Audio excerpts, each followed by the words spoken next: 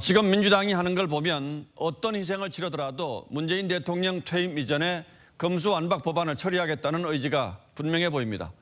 그렇다면 야당이 막을 길은 전혀 없는 것인지 앞으로 또 어떤 변수들이 남아있는지 하나하나 따져보도록 하겠습니다.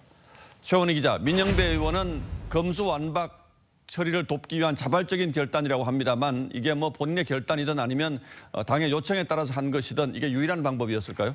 4월 내 검수완박 입법을 위해서는 법사위 안건조정위원회와 법사위 전체회의, 본회의를 모두 넘어야 합니다. 예. 첫 번째 문턱이 최대 90일까지 진행될 수 있는 안건조정위원회입니다.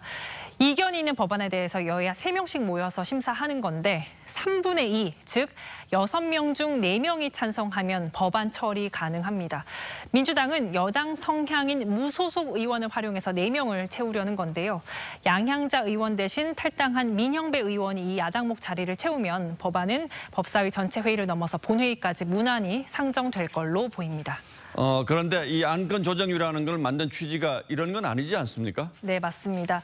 안건조정위는 2012년 국회 선진화법 일부로 도입이 됐습니다. 위원을 여야 3명씩 둔 이유도 의석수랑 상관없이 여야가 의견을 충분히 나누고 합의하라는 취지입니다. 하지만 21대 국회 들어서 민주당의 입법 독주 수단으로 악용되고 있다는 지적이 이어졌습니다. 공수처 설치 때는 최강욱 열린민주당 의원이, 언론중재법 땐 김의겸 열린민주당 의원이, 탄소중립법 땐 윤미향 무소속 의원이 야당 신분으로 들어와서 4대2 구조를 만든 바 있습니다. 이런 식으로 한 게 이번이 처음이 아니군요. 그런데 이렇게 해서 국회 본회의까지 가면 야당이 막을 방법이 전혀 없어지는 겁니까? 야당은 무제한 토론, 필리버스터 전략을 쓸 수 있습니다.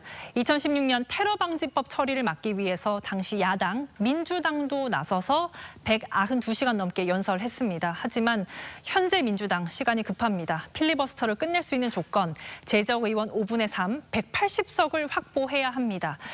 현재 민주당 의석 171석에 9석을 더 채워야 하는데요.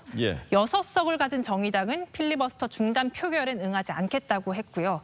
친여 소수 정당 중에 법안을 반대하는 시대전환을 빼고 기본소득당 1석, 친여 성향 무소속 의원 중 양향자 의원 그리고 구속 상태인 이상직 의원 빼면 5석 확보 예상해 볼 수 있습니다. 여기에 경찰 출신 권은희 의원, 국민의당 의원 1석, 그리고 법안 찬성 의견을 밝힌 정의당 강은미 의원 1석을 더해도 179석입니다.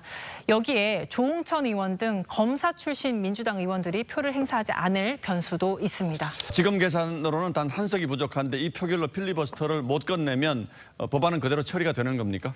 민주당은 최후의 카드로 임시국회 쪼개기 카드도 검토하고 있습니다. 필리버스터는 회기가 끝나면 끝나고 안건은 다음 회기에 자동으로 올라간다는 점을 노린 겁니다. 이번 임시국회를 빨리 끝낸 뒤 최소 2~3차례 짧은 임시국회를 열어서 검찰청법과 형사소송법 개정안을 각각 처리한다는 거죠. 하지만 이 회기를 쪼개고 안건을 상정하는 데엔 사회권을 쥔 박병석 국회의장의 협조가 필수적입니다. 박 의장은 언론중재법 때도 여야 합의 처리 주장하면서 본회의 상정을 받아들이지 않은 바 있습니다. 앞으로도 몇 가지 변수가 있고 국회 통과의 마지막 변수는 박병석 국회의장이라는 건데 따지기에 앞서서 이렇게까지 해야 되는 건지 다시 한번 마음이 답답해집니다. 최원희 기자 잘 들었습니다.